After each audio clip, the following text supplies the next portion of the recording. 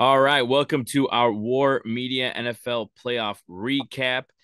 We went from Bears recap to NFL playoff recap. Now we're rebranded, but we're still going to talk about the Bears because the offseason is going to be very busy with a lot of things when it comes to front office moves, as we've seen already, to player moves again. And obviously they have the first round pick and they have a lot of salary cap and all that. But we'll also get into wild card weekend because it was a crazy weekend, and everyone was talking about that all weekend for so many reasons. And of course, it concluded on Monday night with that Cowboys Buccaneers blowout. But we'll start with the Bears stuff. But I am Saul Rodriguez along with Joe Tanksley. Joe, how's it going, man? You enjoyed those games over the weekend?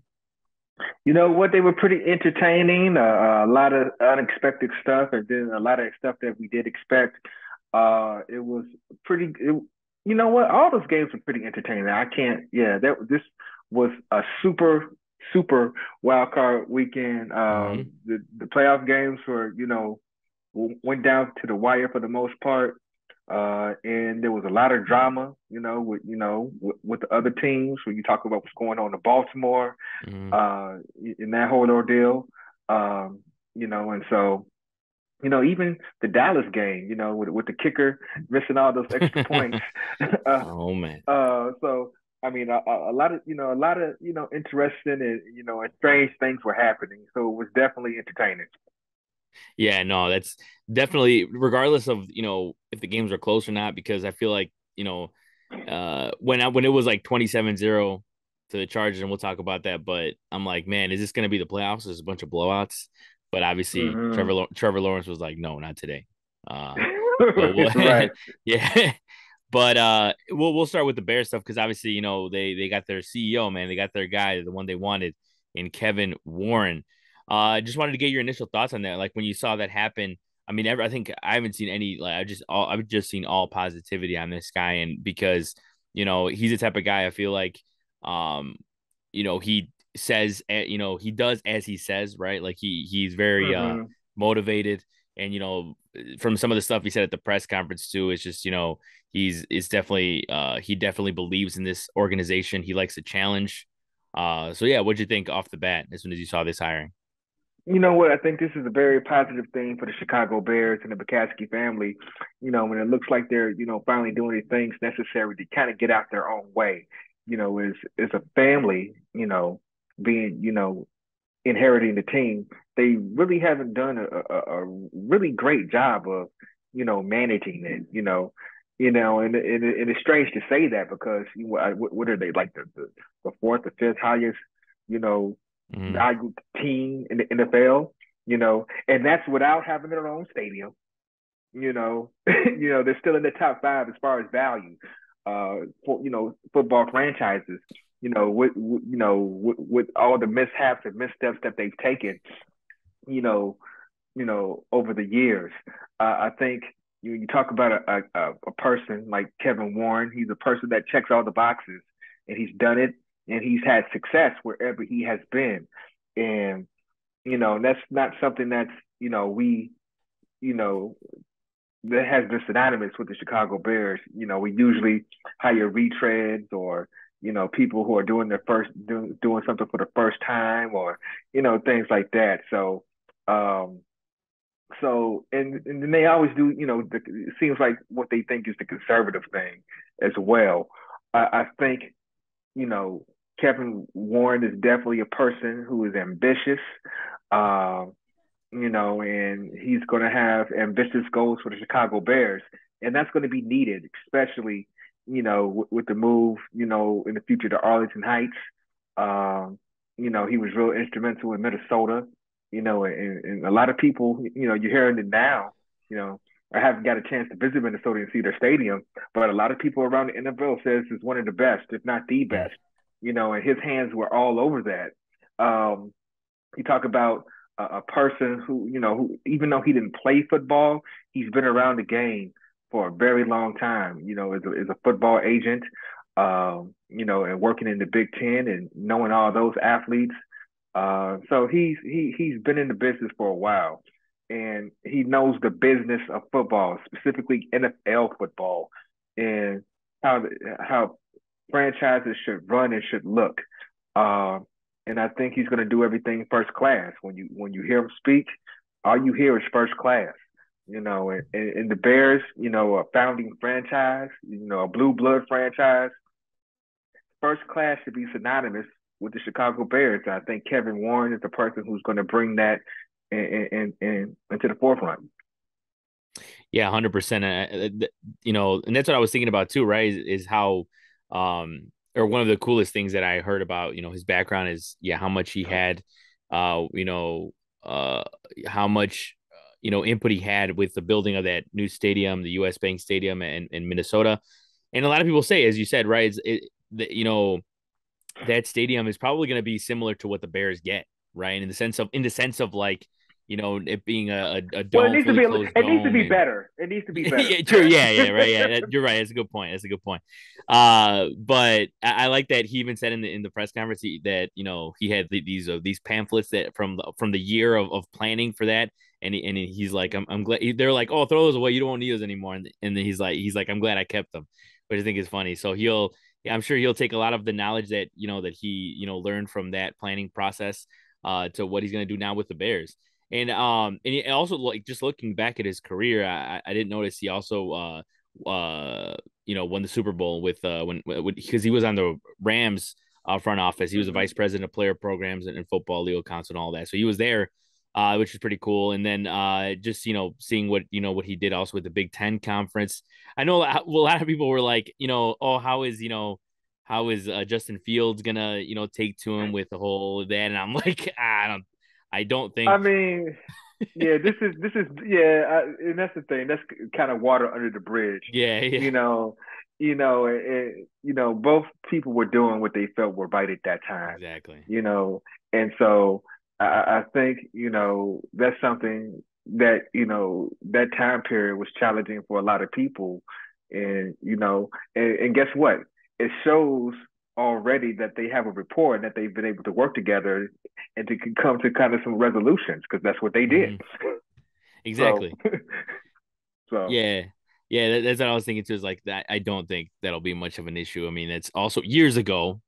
right, And I'm sure, and I'm sure they're both. I mean, especially Fields is satisfied where he's at now, right? I mean, he's, yeah, at least right. in the sense of where the direction of the team is going. But was there anything in particular from the press conference, or just in general from his career that you saw that kind of like convinced you? I mean, is it just the Big Ten stuff, or is it more of just in general, the Viking stuff, or what is there anything in particular that kind of like made your eyes light up when you saw that hiring in general? Well, I think as a black man, them hiring Yeah. a black man to the position was exciting for me, um, and also just knowing that he is a person that is has a passion for the job, and he wanted this job, and you know you know, and he's a person, who has ambition. I was listening to another interview he was doing today, where he was talking about his first client, Chris Zorich, who went to CBS High School, graduated from Notre Dame, well, played at Notre Dame. Well, I don't know if he graduated. I'm pretty sure he did, but you know, you know, he was his first, Chris Zorich was his first client. So he has history with the organization, and he knows the business of football and, just how he worked his way up from 27 years old, to 30 years later being in this position, is very inspiring for a lot of people. And quite frankly, a lot of people who look like me don't, get a chance to get those opportunities, and they don't get the chance to see somebody like Kevin Warren. So it's especially important, for the young men and just young people in general in Chicago to see somebody like him and understand, if you can put in hard work and hold true to your dreams and and go for it, you can get to where you want. You hear, I've heard numerous reports that he has his eyes on being the commissioner one day. And you know what? If he can get to be the commissioner, you know what that means? That means he did a great, fantastic job for the Chicago Bears, and you should be excited about that. 100%. Yeah, yeah, that's definitely a good way of putting it. I mean, and yeah, and is Ken Davis, also was on the under center on his under center podcast on NBC Sports Chicago, was talking about it, and he made a great point too in the fact that the hiring doesn't just seem like, oh, it's, just let's get a black CEO in there. No, no, I mean, this man's qualified, right? I mean, like, Right. and so it's good to see that too, because Bears have made some hires in the past that he mentioned as well. Ken was talking about, where like it just seemed like they just did it like, oh, to seem like they're moving a direction, and then they would go back, just to not hiring a diverse set of people. So it's good to see that, and for sure, yeah, you made a great point in that for sure. Now, moving on to the NFL, the rest of the NFL, obviously, it was wild card weekend. And when we talked a little bit about how wild it actually was, we'll start with probably one of the more wild ones, if not the wildest game, right? The Chargers and Jaguars. Jaguars erased a 27-0 lead, despite Trevor Lawrence's 4 interceptions. And what's funny is I had this a parlay of the six games, right. So Hmm. I had picked had picked the Jaguars to win, because it was a spicy game, there to pick the underdog Right. there. But with the 27, or sorry, it was 30, I believe it was 30-20 Chargers. And there was 5 minutes left. And look, I don't put that much money on it, but I just cashed out, like, because I put like probably put like a couple bucks on it, and I like Uh-huh. cashed out for like almost $1. And I was like, whatever, I'll put that to another bet, right? Jaguars end up winning. I end up getting almost every single game right now. Like, now I'm heading into Monday, and I'm like, man, if the Bucks win tonight, I would have won. Like, I think I would have won like $100, but I mean, for as much as I Oh bet instead. man, yeah, But yeah, yeah. yeah. And luckily the Buccaneers lost, so I don't look that bad. But Mhm. Yeah, but what about that game? But yeah, before we move on to that game, yeah, I want to say that what Doug Peterson showed us in that game was a yeah, masterclass in coaching, and yep, Brandon Staley, got pantsed pretty much, yep. and Doug Peterson, was a guy who won the Super Bowl. They ran him out of Philly, for whatever reason, but he's a guy who's done it before, and he understands the NFL football. You can kind of say like he's like one of these pioneers in modern NFL football. And what you saw, in the second half, he got his young quarterback under control. They started doing things a little bit differently to get him settled in, and and he started making the right plays, and they erased that deficit, and they were able to come back and win. And the Chargers really didn't have any answer for it. They couldn't adjust, and it was kind of crazy to kind of watch it happen. You know what I'm saying? Because you had all these people in the first half talking about, "Ooh, Trevor Lawrence, this he stinks," and then he comes back in the second half and he's Trevor Lawrence, and so that was a great phenomenal game, and that's gonna that has to be one of the legendary games for that franchise. It's a young franchise, and so that's going to be a game that's going to go down in the history of that for that franchise and Trevor Lawrence. So I mean that was a great game. Oh yeah, yeah, yeah, 100%. I mean, the fact that he went from 4 interceptions to 4 touchdowns like that, and Mm-hmm. and that's the thing too, is How do that you rate that? How do you rate that? What's the all right, yeah, that's true, that's true, right? When you look at you, his you numbers, you it's break like, what do even? You just break even? I know, and I think they had his QB rating, yeah, on ESPN. It has it at 31.6, and but yeah, no, I was gonna say that we were talking about heading into that game. Me and Ryan were talking about last week, is of how I I don't think people took into account how many weapons the Jaguars have, right? Like, I feel like Mm-hmm. they have way more than people really realize, and they showed them in that game. And with and not only Etienne Jr., people knew about him. He put up 109 yards, but Ingram, Kirk, Mm. Jones, they all showed up that game, and they were. I mean, even Marvin Jones Jr. put up 30 yards. So it's they had contributions from all over the field there, and it was good to see. And what's also funny is that you see the Chargers fans, and it's a lot of them, I feel like, weren't even really that surprised, because of just that they've seen them played all year, and see how the fact that like the way that their Well, defense was, man, and his what the coach really didn't help himself out, and he's yeah. probably going to end up being canned, Mm, sometime in the near future. I don't know.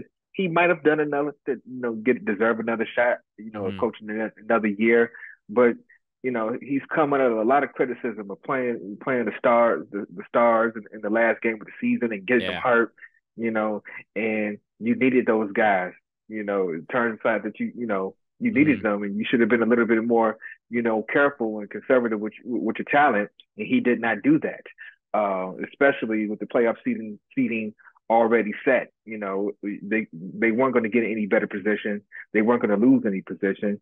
Those players should have been rested. I think it was Mike Williams who got Yeah. hurt. It would have been a Hmm.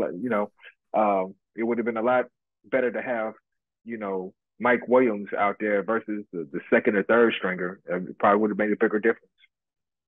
Yeah, that's what everyone was talking about there, and I feel like Herbert had to rely on Everett, who they build up a rapport later in the season. They and he was looking good, but I think they definitely missed Mike Williams there. I mean, Keenan Allen had 61 yards, but I mean they I feel like they were missing a piece, and even Eckler I feel like was held in check by the Jaguars just to to as much as people thought he was going to go off that game, but yeah, and it's also I mean, and we'll get into it when we preview the divisional round, but Jaguars and Chiefs. Now, they're going to be faced with an even bigger challenge, if not the biggest challenge in the NFL. But we'll move on now to the next wild card game, which is the Ravens and Bengals. And this was another one of those games that, kind of like the Dolphins and Bills, where, everyone's like, it's going to be a blowout. It's going to be a blowout. And then they play the game and it's anything but a blowout. The Bengals survive, with the, despite the surging, Huntley at the end and the Ravens, they're able to move on. It is what it is. I mean, a lot of people criticize the Ravens and were criticizing Lamar Jackson and he should have played, blah, blah, blah, this. And I know. And I saw even a tweet from RG3 was saying, hey, he's doing, because, obviously we all know Robert Griffin, the third's, pass and his injuries and all that. And Right. And here's the thing: when mhm, you talk about, I saw that, that tweet as well. I think it was the yeah, Fox Rock who was with Sean Payton and Mike Vick and Charles Woodson and yeah. Mike Vick telling him to put a brace out there and go on and play. You know what I'm saying? I mean, come on, man. That was some Hmm. ridiculousness right now. Yeah. This guy is, 26 years old. He's already won an Mhm. MVP and he has not gotten a new contract yet. You know, and you know, you know, I don't think it's selfish of him at all. He has a chance of creating generational wealth. To go out there for a game that they might not even win. You Hmm. know, and and then people you bring up RG3. RG3 did the same thing his rookie year. You know what I'm saying? Same thing his rookie year. He had a phenomenal rookie season, led the Washington Redskins to the playoffs, got hurt. But what did he do? He put a brace on it and went out there and played. And, he got hurt and was never the same again. And people forget that early on in Lamar Jackson's career, Robert Griffin was the backup to Hmm. Lamar Jackson. And so they have a relationship, and you don't think that's in the back of Lamar's mind? You don't think that Robert Griffin and Lamar Jackson had that conversation? You know what? And what could have been and what should have been? Don't make them the same mistake I made. Hmm. Come on. I mean, and then to cap it off, you hear the Ravens, as a team, as an organization, try to, paint a picture of making Lamar look bad. But Hmm. then you come back and hear players from the locker room saying the dude's been limping around the whole, 3 or 4 weeks he's been hurt. Hmm. He's not walking right. He's not 100%. We all knew that he wasn't going to play, and so why are you putting this out there? I mean, and I know a lot of times, coaches like to use mixed direction to play games with the injury report. You know what I'm saying? And I know that they're in a contract negotiation, and they're trying to get every bit of leverage that they can and things like that. But this was ugly, and I did not like seeing the broadcast on Fox painted that picture of him being selfish. When you don't even have all the facts, telling someone to put a brace on. and just go out there. Come on, it's a lot. These It's a lot riding on this for these people. Um, you got people who made their money already, and made their decisions. You know what I'm saying? And then you're gonna come back and criticize somebody else. And I don't like that. And I feel like a lot of times people in glass houses shouldn't be throwing those kinds of stuff. No, you're right. Yeah, no, and that's true. It's because like the situations like this, and you know, if he would have gotten injured, the whole next day people are gonna be like, oh, he shouldn't have played, and blah, this and Right. that, and it's always that it's always that thing where coaches make a decision, and and people will question it. The whole it's like, hey, if he wouldn't have made if that would have played out well, you wouldn't be asking him why he did that, right? So it's just the whole Exactly. thing, yeah. And here's the thing: if he would have gone out there and gotten hurt, what I'm saying, you know, what's going to happen if he's not, able?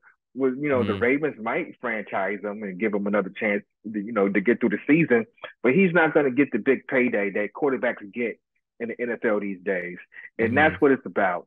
And if you're, a team committed to winning, you've won with Lamar Jackson. Yeah, he's been hurt. He's had some unfortunate luck this year, you know, but that happens from time to time. It's football. Players get hurt. Exactly. And here's the thing, you know, these NFL contracts are not guaranteed. They get guaranteed money put in the contract, but a lot of times when you see these inflated contracts, 300, 400 million contracts, they're only guaranteed a certain portion of it. They're not Mm-hmm. going to see all of that because you know what happens? The second they fall off, the second they get hurt, the team cuts them, Yeah, and yeah, that's no, it.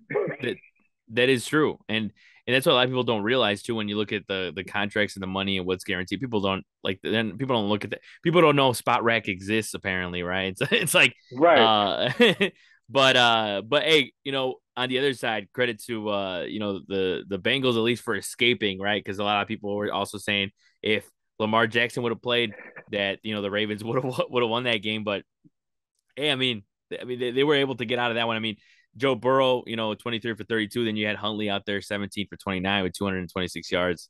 Yeah, what'd you think about the Bengals performance overall there? You know what? It's the first round of the playoffs, and I think the first round, you're going to get everybody's best shot. I still think that the Bengals got a good chance of getting to the AFC conference finals. Just for the simple fact of the weapons that they have, Jamar Chase, T Higgins, Mixon, they got weapons. And they got Joe Burrow. He's one of my favorites. I was a garbage smoker myself. So I love to watch Joe Burrow light up the cigar at the end of the game. It's one of my favorite things to see. You know, it's just one of the coolest things. And so it's iconic. So so I vibe with Joe Burrow. He's one of my favorites. And I like to root for him. And I like the moxie. I think that's the word that we use uh, for quarterbacks. They got that moxie. He just has it. Yeah. Oh yeah. And he definitely does. All that and more, man. I you mean, know, that guy. he was he was what? It was a press conference. He was asking. They were asking him about the championship risk, or the championship, the Super Bowl window. He's pretty much the Super Bowl window was my whole career, and Yeah. I like that. I like Yeah. that. Yeah, and I mean, who's to doubt him, man? He's that guy. That guy's so good that he's right as long as he's playing. But Right. yeah, it'll be good to see if the Bengals can make another Super Bowl run there. Anything's wide open here, but another game that was closer than people expected. It was that last game from the AFC was the Bills and the Dolphins. The Dolphins, fighting, clawing, but the Bills ended up prevailing there. And what did you see from that game? I mean, were you like, would you say you were surprised, or were you more surprised that the Dolphins were competing there, or just like the way that the Bills were playing? Like, what did you think about that game? Well, here's the thing. Even without the quarterback, they were out without Tua, without Teddy Mm-hmm. Bridgewater. They were with the third string, Skylar Thompson or Skylar Thomas, Mm-hmm. but I think he's related to Clay Thompson, right? No, I'm, he's I'm not. not. I'm joking. I'm I'm about to joking. say. I'm like looking. I'm like, I If you was joking. actually, if you look at him though, if you look at him, I can say Exactly. That's how I was just like, I was like, those little characters that the caricatures that they put up, yeah, you know, with the cartoon drawing. Sometimes I was like, is he related to Clay Thompson? The way they make it look, it kind of look like they could be, I but know, right? uh, but you know, here's the thing, Coach McDaniel, Mike McDaniel, he's done a good job with that team all season. He's a little bit odd. I think it was kind of strange with them getting the play calls in and things like that. And probably one of the reasons why they ended up losing that game is because they couldn't get that together. People were kind of speculating maybe he had some extracurriculars going on on the sideline, but he kind of just has that vibe. You know Yeah. what I'm saying? Like, hey, he's kind of aloof and everything, but Hmm. even though he has that vibe, the dude is plotting on the way to destroy you, Yeah. and it is just a front. you know, he's he's been very good at putting the team in position to win this year. And it just thinks what happened to Tua, Tagovailoa. I do think that the Miami Dolphins mismanaged his health situation, and they didn't do him any favors. They were a detriment to his career, so I just hope that Tua, can get himself, back together and, be able to have a long career, but it's just, I feel sad for Tua, because, this year was supposed to be his coming out party, and it's kind of ended by this.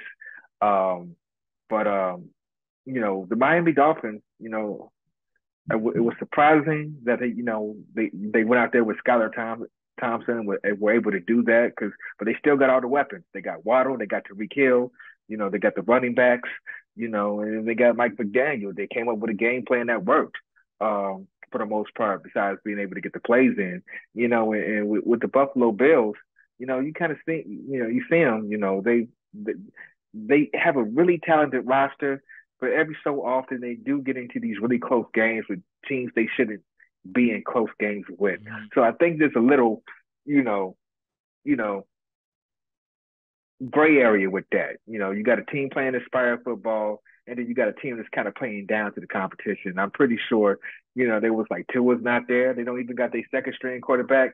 This is gonna be a cakewalk. No, it's not gonna be a cakewalk. It's Hmm. the playoffs. Exactly. and they are and they almost lost. Yeah, and I think it's one of those things too, is that with the Bills, a lot of people are like, "Oh, this is the year, this is the year." The last few years, right? The last few years are like the Bills gonna make the Super Bowl, gonna win the Super Bowl, whatever. But I feel like there's always something that stops the Bills, whether it be Josh Allen having a bad game or this and that. I mean, look, a couple of those throws that Josh Allen, had a couple interceptions, right? And Mm-hmm. it's kind of, you see the weaknesses showing up, and it's like, if that's going to keep, if this is what happened against this Dolphins team that, as you said, still has weapons, but they didn't have their quarterback there, who knows what's going to happen, next week or this weekend. So Exactly. they seem to always lay you down, kind of like, the next team we're going to talk about, which is the Vikings, in some way or another. At least they get deeper, but when it comes to, we'll move on to the NFC now with the Giants and the Vikings. Yeah, I mean, the Vikings always find a way to let their fans down, man. And I know as Bears fans, we don't, we are amused by that for sure.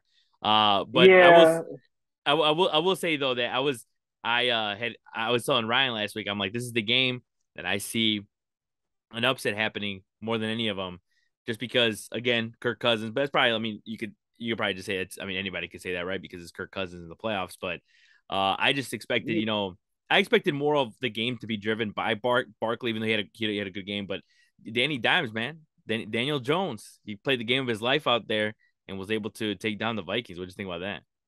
you know what? I think Coach Dable was probably on the short list to be Coach of the Year. What he's able to been doing with that team. We don't know who Danny Dimes is throwing to. Nobody knows any of those guys' names, Yeah. but they Isaiah but they Hodgins or whatever. Yeah. you're right. But they do have Saquon Barkley, and they got a coach who, once again knows how to play modern NFL football. and they went out there and did what they needed to do against the Minnesota Vikings, and that's the thing with this Minnesota Vikings. They kind of got to the playoffs with smoke and mirrors. You know what I'm saying? They won, how many wins did they have? 12 wins, 11 or 12 wins. But Yeah, yeah. the point Oh, 13, differential, they were 13. actually I just saw. 13 wins, but they were Hmm. outscored this year. You know what I'm Hmm. saying? So like, people kind of like no one really kind of believed them all year. Hmm. And so yeah, like you, I wasn't surprised that the Giants were able to go in there and beat them. This pretty much what I expected. So and yeah, it is what it Yeah, is. I wasn't disappointed in that at all. yeah, and that, like, as I mentioned, he said nobody knows who they're throwing. Yeah, Isaiah Hodgins, a rookie, and he had a career high in recept, or he tied his career high in receptions, with 8, and he had a career high in yards with 105, and he had that touchdown. He had 4 touchdowns all year. So yeah, no, I think that was kind of like their also. I like that they did that because of going to Hodgins, going to the hot hand, keep going in the same direction. They were able to expose the Vikings. So that's as you said, not surprising at all. But another game with the Seahawks and 49ers that looked like it was heading towards an upset at halftime, or at least like Seahawks had a little bit of momentum going, right? They were leading 17-16 and a half, but Brock Purdy said no as he went off and sent the 49ers to the divisional round. What did you think about that game? Mr. Irrelevant, when we talked about short list for coaches of the year, you got Shanahan and Dable. You got a rookie third string quarterback who came in and played, who's leading the team through the playoffs. And, he played phenomenal, that second half. It was kind of rough early, but it's going to be hard for anybody, to play against the 49ers because of that defense. They got so many defensive playmakers, that can close out the game. Bill Bosa, I really don't like the guy that much, but he's a phenomenal. He's a phenomenal. I like him better than his brother though. His brother Yeah. is a poo poo head, but uh, but Nick Bosa. But we talking about Nick Bosa right now. Nick Bosa closed out that game, and that defense is the reason why the 49ers, I believe, are going to make a real deep run. It's because they can do what they do, and then you got Christian McCaffrey, Debo Samuel, and Akuyu. I think I said his name right, but I apologize if I didn't. But they have weapons as well. Debo Samuel played a good game. Christian McCaffrey. He played phenomenal and and ran hard and it. They have the ability to hurt you in many different ways. Again, modern NFL football. Yeah, no, 100%. I was like, I was thinking about that too. Is that going into the playoffs? I was like, man, is Brock Purdy going to be able to, he was 5-0 with them, in the season. I get that, but is he going to be able to, you know, get some playoff wins or help them get playoff wins? And it's looking like it, man. I mean, it's the Seahawks. You could say whatever you want there, but if you were able to use the weapons at your disposal, like you said with Debo Samuel and the rest of those guys, McCaffrey and all that, then they'll be fine. And I think he could do it. He definitely showed Mm, that he can do it. So, right. yeah, he could definitely, we'll see what happens there. That could, because if Brock Purdy goes off here, and it's one of those things too, as you think about it, and it's like this isn't even crazy. You know how like when Nick Foles won the Super Bowl, right, with the Eagles, Mm, and that was crazy because you didn't know which way they were gonna go or whatever. Imagine this, right? Like, imagine Brock Purdy goes out and wins a Super Bowl. Then where do you go, right? You got Trey Lance, injured in there waiting. Then you got Garoppolo, and then like this, yeah. So that would be a whole, drama. Not that 49ers fans are going to care, right? It's like as long as they get a Super Bowl, who right. cares, right? But that's going to be interesting to see if they're able to go far, nonetheless. And the final wild card matchup that we'll talk about is the Buccaneers and Cowboys. And that one, as you said before, with the missed kicks, the missed PATs. They weren't enough to slow down the Cowboys, as they still went out there and shellacked the Brady and the Bucks. Uh, Ryan actually, I was telling Ryan because I believed in the Bucks. Just for this game, I was like, I don't think they were like gonna make a big run, even though it's Brady. I just thought they'd be able to beat the Cowboys. Ryan sold me on this game last week. Said, it's gonna be a good one, Monday Night Football. and did not live up to that You whatsoever. know what? It did not. I think, you know, people were expecting Tom Brady to come in to be Tom Brady, and he was not Tom Brady. And the big reason of that is because of Micah Parsons and that defensive line of the Dallas Cowboys. They were in his face. They made him uncomfortable, and they quite frankly made him look like he did not want to be there. Mm-hmm. You know, he's just throwing the ball up for the grabs in the red zone, in the end zone. You know, Tom Brady played a horrible game. All right, come talk to me, Skip Bayless. Tom Brady played a horrible game, and he looked like trash. And you know, Micah Parsons, you know, arguably probably the defensive player of the year. He's a phenomenal, freakish athlete, and lines up anywhere on the field, and just is a mismatch to block. And he wreaked havoc on the Dallas Cowboys, and on vice versa. That was probably one of the best offensive games the Dallas Cowboys have played all year, and the way they were able to march down the field and put points on the board, they would they did it with Zeke, they did it with Pollard, you know what I'm saying? That they did it with Dak, distributing the football. They played a phenomenal game, and they went out there and pretty much just destroyed the Bucks, and people, and here's the thing, it was kind of crazy because you saw all the missed PATs, and it's like, well, it's Tom Brady on the other side. These PATs mean these PATs are gonna matter. You know what I'm saying? And they didn't. They didn't. Nope. They didn't. But it's gonna be interesting next week how that figures into Dallas Cowboys next playoff matchup, because that's something that they've got to get figured out. And it's just unreal, you know what I'm saying? And people were like, it was odd. It was just really, really odd. I don't think, we've seen anything like this, and, I know people were, on, Cairo Santos bringing it back to the Bears for his miss PAT, point out the touchdowns, extra points, but it wasn't anything like that. That was bad. Mm-hmm.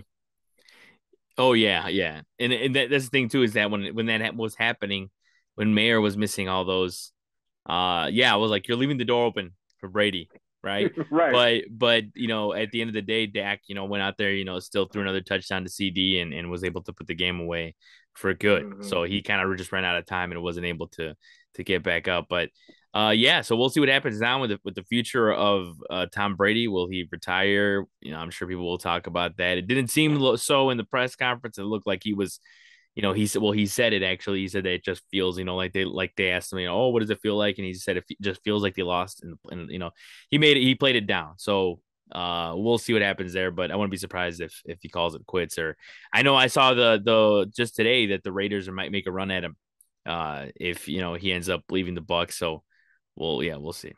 But oh, go ahead. I'm saying Josh McDaniels was there. They got a rapport.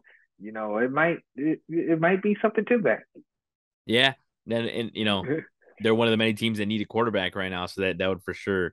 And you got Devontae Adams out there that I'm sure I'm sure they'd rather do that than go either trade up or whatever in this upcoming draft. So now moving on to our divisional round picks.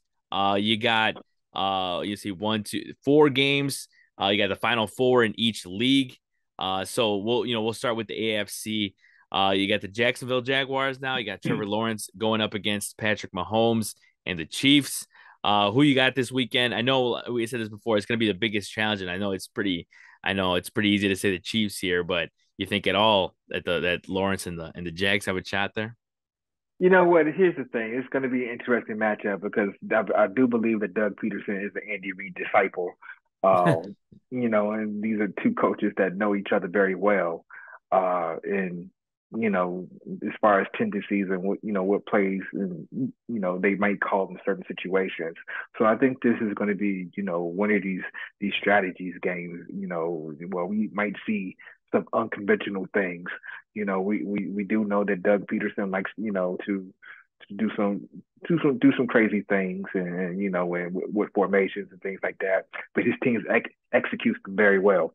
And and Andy Reid, they got Nagy over there doing Nagy stuff.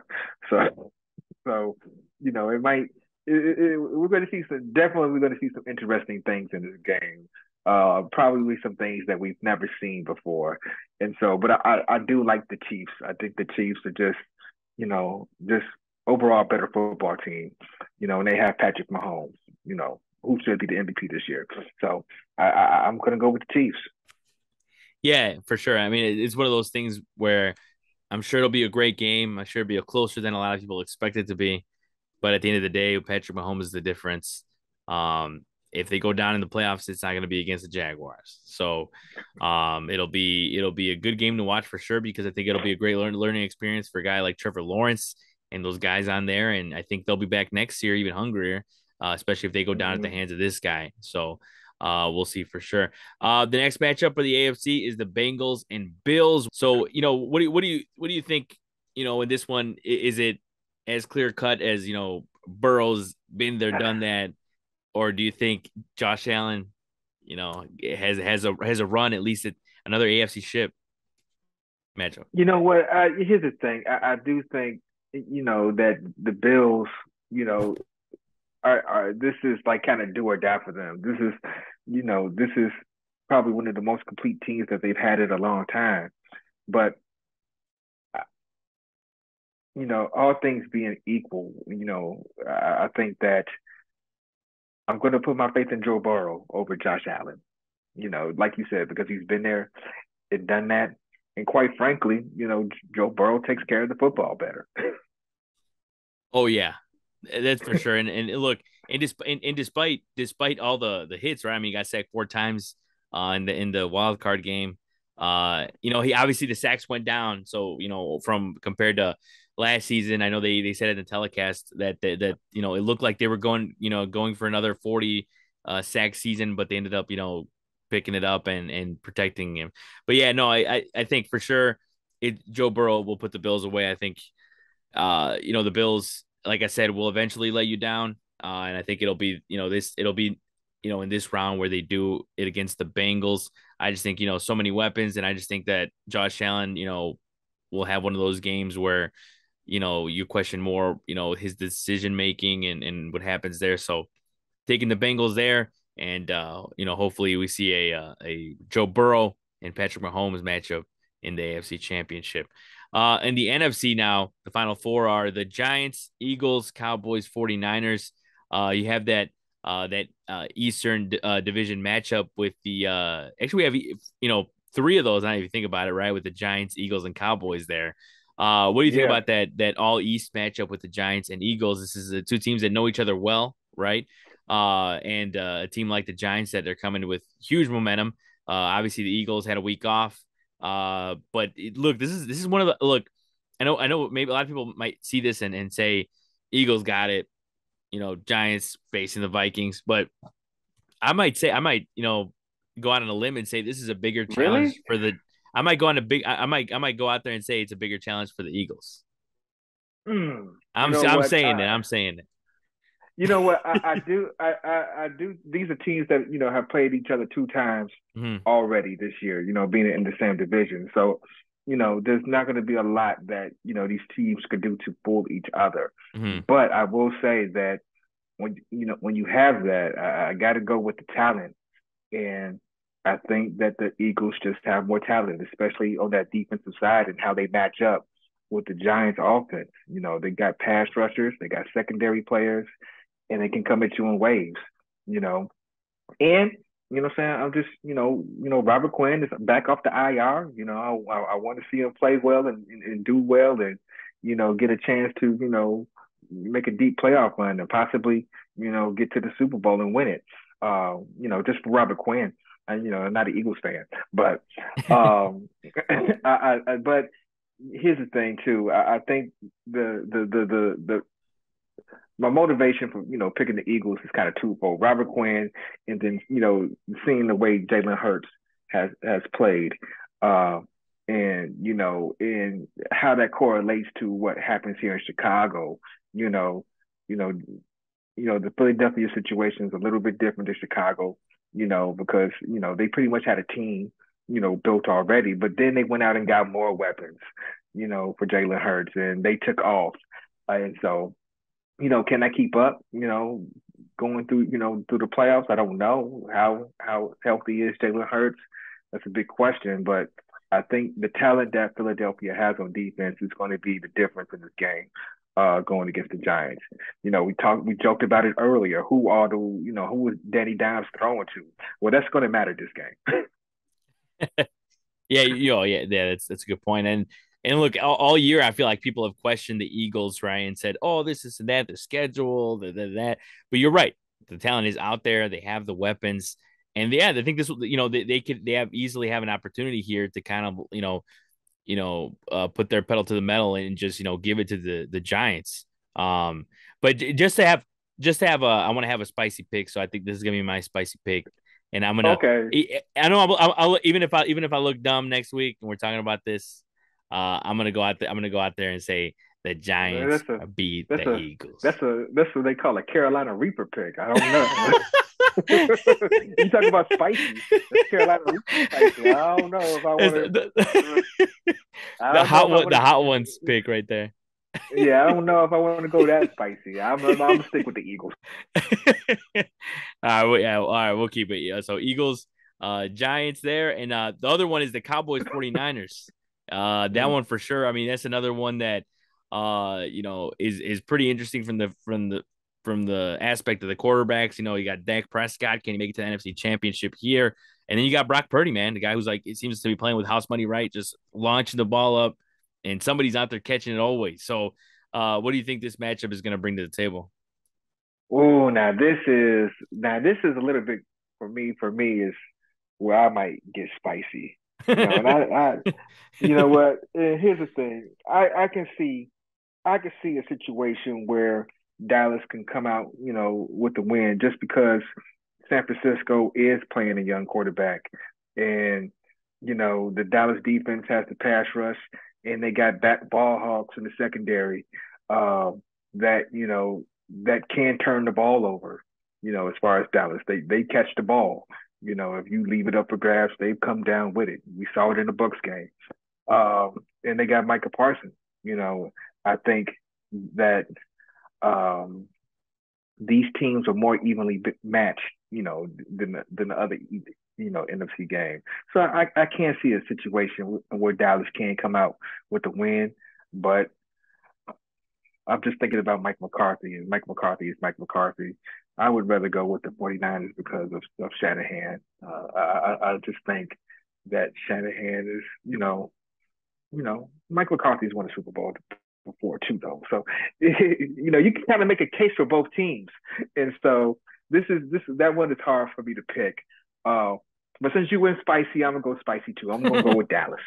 There you go. There you go. Yeah, no, I mean you're right though. That it is it's gonna be close, and it kind of like in the sense of with picking who wins there. But yeah, I mean I think if Purdy goes on and wins this game, man, I think sky's the limit. Like if he wins this one, hmm he could easily propel I himself mean, to it's go a to the great story. It's a great yeah, story. yeah, you're right. Yeah. And it's like, It's a can great you can you story. can you imagine to get to the Super Bowl and it's Mahomes Purdy or like something like or like Burrow Purdy? Like that would be Mm. something to watch. That would be something for sure with I that. know. I just kind of got a feeling that the Dallas defense can match up very well with San Yeah. Francisco's offense. And I think that I do think that more so with the two-headed monster that Dallas has with Ezekiel Elliott and Pollard, they can kind of lean on the run a little bit more. And that's crazy to say because Mhm. you're going to go up against a Shanahan defense, but I just think with the way that Micah Parsons plays and the way that they can turn the ball over, and do turn the ball over. I think that's, dangerous for to having a young quarterback, who's got tape out there now, So I think, yeah, it's going to be real interesting. Yeah, no, and I think besides as with Micah Parsons the defense, you're right in that they're gonna have their hands full. But also if they're able to play, if the Cowboys are able to have their offensive weapons play like they played last week and have Dalton Schultz out there, CeeDee Lamb, Mm-hmm. Pollard, Elliott, all making an impact in this game, then, they could easily, go out there and beat the 49ers. So, yeah, I think it'll come down to defenses for sure and see what those guys do against, McCaffrey and Debo and all them. So it'll be, a good matchup there. I think for sure I'm going to take the 49ers on this one. So it'll be me versus you, Joe. And again, once again in the NFC. All right. We'll see what happens. You notice we both pick opposites in the NFC, so we agree with the AFC, but not in the NFC this time. So we'll see. Right. We'll see. We'll keep tabs on to see what happens for sure. But I think that's a good place to wrap things up for this week's NFL playoff recap. I want to thank Joe Tanksley for joining me, and let's see what happens this weekend. I hope it's another great wild round of football, and hopefully everyone enjoys the games. So until next week, everybody. Peace.